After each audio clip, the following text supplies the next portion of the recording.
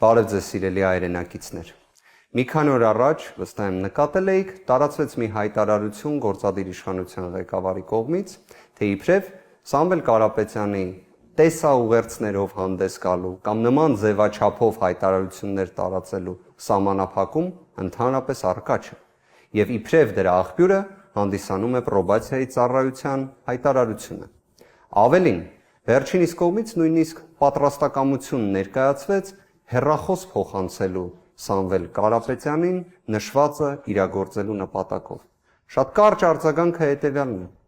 պետք չէ հեռախոս փոխանցել, պետք է պարզապես ապահովել իրավունքի,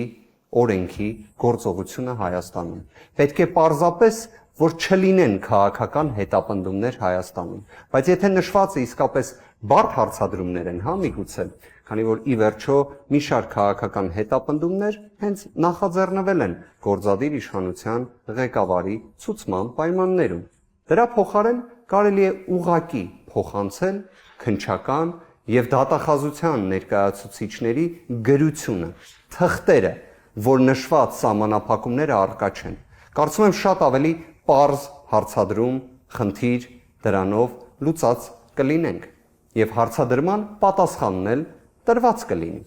Ինչի համար եմ այս ամենը նշում։ Այս կարճ ժամանակահատվածում իմ կողմից գրություններ հասցեագրվել են քննչական մարմնին պարզելու։ Ի վերջո տեսաուղերձ տարածելը խնդիր է, թե ոչ։ Երկու պատասխան եմ ստացել, երկուսն էլ մերժելու մասին։ Դատախազությանը հարցում եմ ներկայացրել, մինչ օրս պատասխան չեմ ստացել։ Իսկ պրոբացիայի ծառայությանը, հենց նույն այդ պրոբացիայի ծառայությանը ներկայացված հարցմանն ի պատասխան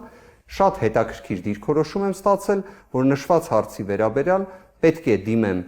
կամ դատարանին, կամ վարույթ իրականացնող մարմնին։ Հիմա հարց է առաջանում.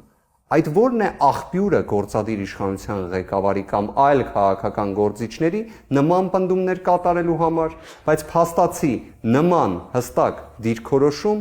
այդ նույն պետական մարմինները չեն տրամադրում։ Քանի որ այս ամենի նպատակը լրիվ այլ է։ Այս ամենը իրավաբանության մասին չէ, որտեղ եթե իրավաբանության մասին լիներ, լուծումները շատ պարզ են։ Այստեղ պետք չի խոսել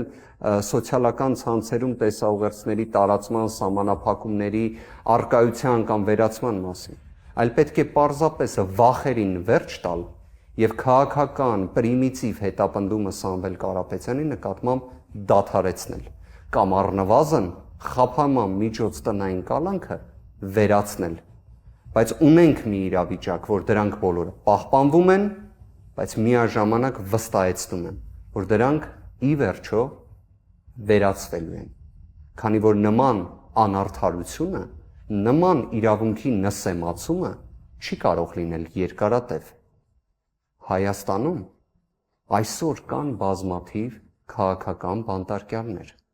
քաղաքական հետապնդման ենթարկվող անձինք։ Պետք է պարզապես ունենալ խիզախություն, վերջ տալ վախերին, դադարեցնել այդ հետապնդումները, քանի որ մենք չունենք նման շռայլության հնարավորություն։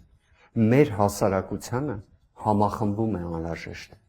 այլ ոչ թե պառակտում։ Մեր հասարակությանը վիրավորանքների դադարեցում է անհրաժեշտ, այլ ոչ թե դրա խորացումը։ Մեր հասարակությանը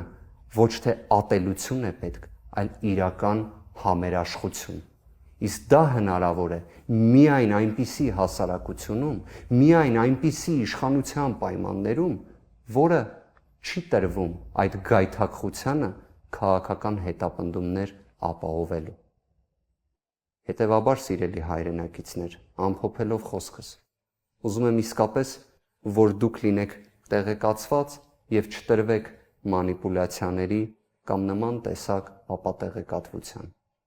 Եվ իսկապես թող իրավունքը Հայաստանում ի վերջո գերակայի, բայց համոզված եմ, որ գերակայելու է, եւ թող ազատություն լինի բոլոր քաղբանտարկյալներին։ Աստված բոլորին պահապան, շնորհակալ եմ։